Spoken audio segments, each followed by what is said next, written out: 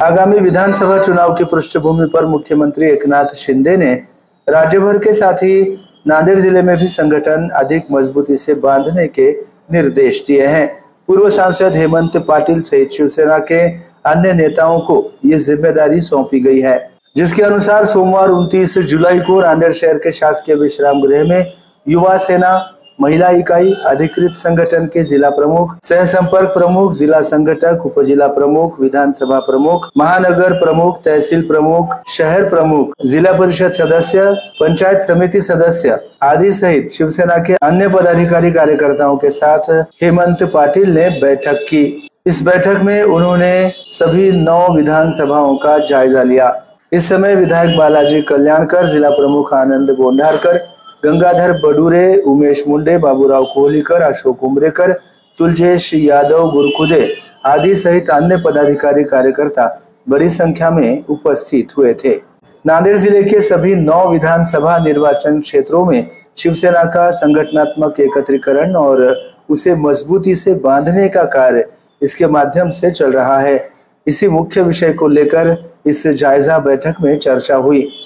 यूं तो सभी 9 विधानसभा सीटों के लिए कार्यकर्ताओं की शिवसेना को टिकट देने की मांग है, लेकिन मुख्यमंत्री एकनाथ शिंदे और महायुति के वरिष्ठ नेता मिलकर सीटों का बंटवारा करेंगे, ऐसी जानकारी पूर्व सांसद हेमंत पाटिल ने MCN हिंदी न्यूज को दी। नांदेड जिल्हा हा 1990 पासून आपण बघता की शिवसेनेचा बालेकिल्ला आहे आणि सातत्यानं विधानसभा असेल, लोकसभेमध्ये शिवसेनेचं प्रतिनिधित्व या जिल्ह्यातनं राहिलेलं आहे। संघटनात्मक जी काही मरगळ झालेली होती ती दूर करण्याच्या दृष्टीनं माननीय एकनाथ शिंदे साहेबांनी मला निर्देश दिलेले आहेत। त्या अनुषंगानं जिल्ह्यातील सर्व आजी माजी सर्व पदाधिकारी, महिला आघाडी, अंगीकृत संघटनांची बैठक बोलवली होती आणि या निमित्तानं आगामी विधानसभेमध्ये 9च्या 9 जागांवर महायुतीचा उमेदवार निवडून यावा यासाठी शिवसेनेची संघटनात्मक बांधणी आम्ही 9 विधानसभेमध्ये करणार आहोत।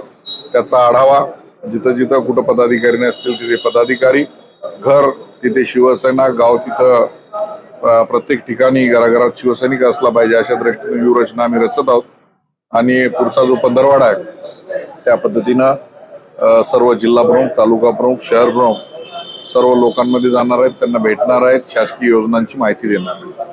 जागा वाटपासंदर्भात काही चर्चा वगैरे झाली? या संदर्भामध्ये महाराष्ट्र पातळीवर नेते मंडळी सर्व जागा वाटप करणार आहेत, परंतु पहिले संघटनात्मक बांधणी गरजेची आहे म्हणून ती जिल्ह्यामधली बांधणी आम्ही करतो। नांदेडच्या काही कार्यकर्त्यांची मागणी आहे का की आम्हाला अमुकच मतदारसंघ पाहिजे वगैरे असं काही? राजकीय कार्यकर्ता काम करत असताना प्रत्येक मतदारसंघातल्या कार्यकर्त्याला मोठं व्हावंसं वाटतं। एखादा जिल्हा परिषद सदस्य असेल किंवा एखादा नगरसेवक असेल तर त्याला आमदार व्हावंसं वाटतं। काम करत असताना ती साहजिक आहे। तेव्हा 9च्या 9 मतदारसंघामध्ये प्रत्येक ठिकाणी येऊन कार्यकर्त्यांची मागणी आहे की आम्हाला विधानसभा ती शिवसेनेला मिळाली पाहिजे आणि ती जागा शिवसेनेने लढवली पाहिजे अशा प्रत्येक मतदारसंघात मागणी आहे।